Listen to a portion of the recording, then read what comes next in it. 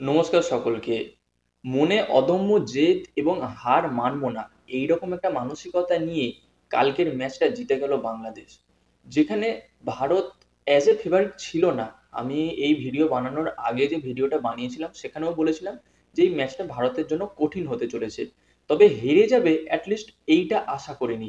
22 বছরের রেকর্ড ভেঙে গেল। 22 বছর আগে লাস্ট বাংলাদেশ ভারতকে হারিয়েছিল, আবার এই 22 বছর পরে তারা হারালো তাদের মাঠে। তো সেটা যে মাঠেই হোক, ভারত হোক বা বাংলাদেশের মাঠে হোক, যেখানে ভারতের থেকে ফুটবল র্যাঙ্কিং এ এতটা নিচে আছে বাংলাদেশ, সেই বাংলাদেশ পর্যন্ত ভারতকে আজকে হারিয়ে দিল।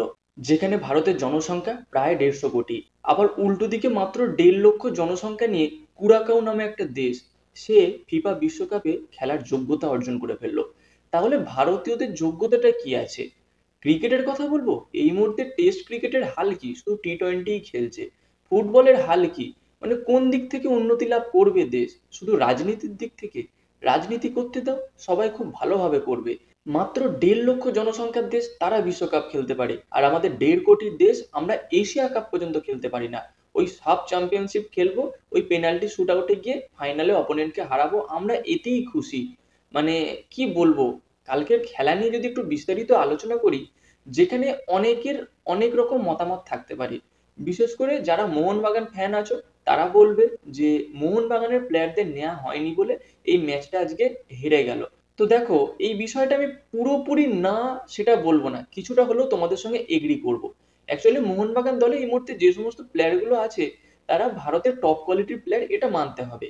লিস্টন কোলাসো, শাহল আব্দুল সামাদ, সুভাশিস বোস, মনবীর সিং, আপুইয়া, অনিরুদ্ধ থাপা, দীপক টাংরি।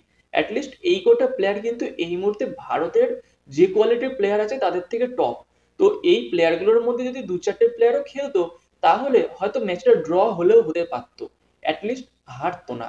ইগোর জন্য বলা যেতে পারে ম্যাচটা কিছুটা হেরে গেল ভারত। কালকে যে খেলাটা বাংলাদেশ দেখিয়েছে, তারা ডিফেন্সিভলি সলিডিটি দেখিয়েছে। তাদের হামজা চৌধুরী পুরো মাঠ জুড়ে খেলেছে, আর সত্যি কথা বলতে হামজার একটা লেভেল আছে, আলাদাই লেভেল। আমি ভারতীয়, আমি বাংলাদেশের বিপক্ষে যাব, সেটা অবশ্যই ঠিক আছে, আমি চাইবো বাংলাদেশ হারুক, ভারত জিতুক। কিন্তু যেটা আসল সত্যি সেটা মানতে হবে, ভারতের একটা প্লেয়ারেরও সেই কোয়ালিটি নেই যেটা একা হামজা চৌধুরীর আছে। হামজা চৌধুরী একা 3-4টে প্লেয়ারের খেলা খেলে দিচ্ছে এই মুহূর্তে এগেইনস্ট ইন্ডিয়া। তো এখানে কিছু করার নেই। আর কিছু করার থাকতো যদি ভারত একটু কোয়ালিটি প্লেয়ার আনতে পারতো।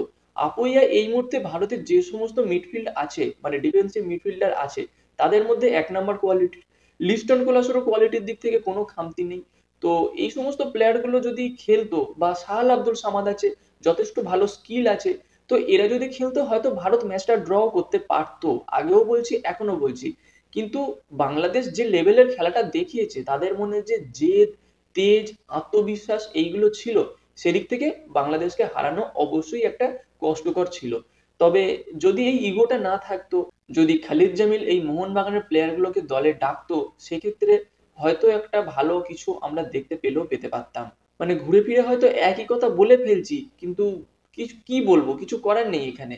আর বাংলাদেশের খেলা সত্যিই উন্নতি লাভ করেছে, আর ভারতের খেলা একেবারে অবনতির পথে গেছে। বাংলাদেশের যে সমস্ত প্লেয়ার গুলো খেলছিল, তাদের গতিটাও যথেষ্ট বেশি। অ্যাকচুয়ালি ভারত গতিতেও তাদের আটকাতে পারেনি।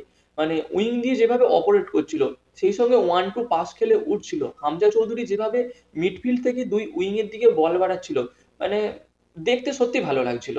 যদি বাংলাদেশের খেলার মাঠ আরেকটু ভালো হয়, বাংলাদেশের খেলার কোয়ালিটিও অনেকটা ডেভেলপ করবে, এটা কিন্তু মানতে হবে। তো এই মুহূর্তে দাঁড়িয়ে ভারতের খেলার উন্নতিটা হবে কিভাবে, ভারত কিভাবে ডেভেলপ করতে পারে? তো আমার যেটা মনে হয়, হয়তো দুটো একটা জায়গায় একটু পরিবর্তন করলে ভালো হয়, মানে অনেক কিছুই তো করলে ভালো হয়। আর এআইএফএফ তো অনেক বড়, তারা অনেক কিছু বোঝে, যে কারণে আমরা তাদের উপরে যেতে পারি না।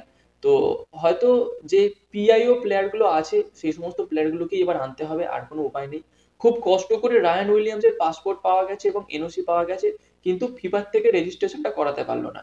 মানে এই তো ফুটবল ফেডারেশনের অবস্থা, যে তুমি একটা পিআইও প্লেয়ার এনেছো, এদিকে তাকে রেজিস্ট্রেশন করতে পারছো না, তাহলে তাকে এনে লাভটা কি?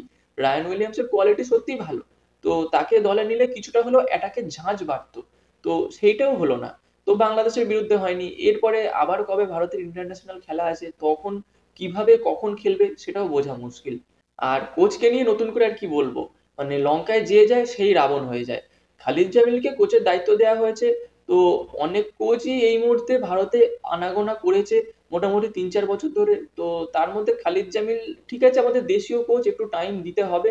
তবে খালিদ জামিলের খেলার প্যাটার্ন নিয়ে আজ না হলেও ২-৪ মাস পরে কিন্তু প্রশ্ন উঠবে, যদি ভালো রেজাল্ট দিতে না পারে। ওই ওমানের বিরুদ্ধে একটা ম্যাচ হারিয়ে দিয়েছে ওমানকে, তো সেইটা দেখে আমরা খুব লাফালাফি করছিলাম। তো অ্যাকচুয়ালি সেটা লাকিলি ভারত জিতে গেছে। আমার তাই মনে হয়। খেলা যেটুকু দেখেছিলাম, তো সেই খেলা দেখে এইটাই আমার মনে হয়েছে। তো এবার লাক ফেভার করছে না, ভারত ম্যাচ জিততে পারছে না। তো কি বলবো, কবে খেলার উন্নতি হবে, কবে ভারত ফুটবল খেলবে, মানে জানা নেই। একটা হতাশায় ভুগছি আমরা ভারতীয়রা। এই জায়গায় আমি না মোহনবাগান না ইস্ট বেঙ্গল কোনো দলকেই সাপোর্ট করে বলছি না। একটু আগে যে কথাটা বললাম যে মোহনবাগানের প্লেয়ার গুলোকে নিতে পারতো, আমি এখানে কোনো ক্লাবকে সাপোর্ট করে বলছি না। প্লেয়ারদের খেলার কোয়ালিটির দিক থেকে বলছি। তো দেখা যাক এবার ভবিষ্যতে কি হয়। আইএসএল নিয়েও একটা আপডেট আসার কথা ছিল গতকাল, যেটা এলো না। তো সেটাও এখন ধোঁয়াশা। অ্যাকচুয়ালি এই সময় দাঁড়িয়ে ভারতীয় ফুটবলকে নিয়ে ভিডিও বানানো বা কন্টেন্ট ক্রিয়েট করাটা একদম মানে জোকারের মতো। কোনো কন্টেন্টই নেই, বলার মতো কিছুই নেই। মানে শুধু এই হাবিজাবি বকে যাওয়া ছাড়া। আর যে কথাটাই বলছি, একটা কথারও কোনো দাম নেই, একটা কথারও মানে কোনো গুরুত্ব নেই, কিছুই হবে না, শুধু আমরা নামেই ভাঁড় বকে যাচ্ছি। তো কি বলবো বন্ধুরা, এই ছিল আজকের আপডেট। যদি ভালো লাগে ভিডিওটা লাইক করে দিও, শেয়ার করে দিও, তোমাদের যেটা মতামত কমেন্টে জানিও। এবং খেলা সংক্রান্ত এরকম ভিডিও আরো পেতে চাইলে আমাদের চ্যানেলটাকে সাবস্ক্রাইব করে তার পাশে বেল আইকনটাকে অন করে দিও। আর যদি ফেসবুক থেকে দেখে থাকো, পেজটাকে ফলো করে দিও। তো গাইস, দেখা হচ্ছে পরবর্তী ভিডিওতে। Bye bye.